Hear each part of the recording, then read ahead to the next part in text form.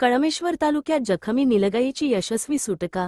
Rescue सेंटरमध्ये उपचारासाठी दाखल कळमेश्वर तालुक्यातील केतापार शिवप्रिया परिसरात एक निलगाई जखमी अवस्थेत आढळून आली।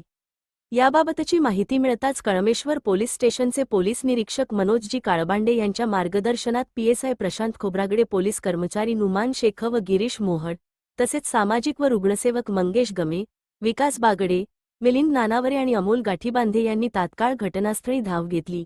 त्यानंतर कळमेश्वर वनविभागाचे आरएफओ प्रवीण साठवणे यांच्या मार्गदर्शनाखाली के.एस. वाटकर, क्षेत्र सहाय्यक मंगेश बोपटे, वनरक्षक दिनेश पडवळ, वनरक्षक राकेश बावणे, वाहनचालक आणि संदीप ठाकरे मजूर यांनी संयुक्तपणे जखमी निलगाईची सुरक्षित सुटका केली। यानंतर जखमी निलगाईला पुढील उपचारासाठी नागपूर येथील सेमिनरी हिल रेस्क्यू सेंटर येथे दाखल करण्यात आले। पोलीस, वनविभाग आणि सामाजिक कार्यकर्त्यांच्या समन्वयातून राबविण्यात आलेल्या या बचाव मोहिमेमुळे वन्य प्राण्याचा जीव वाचविण्यात यश आले।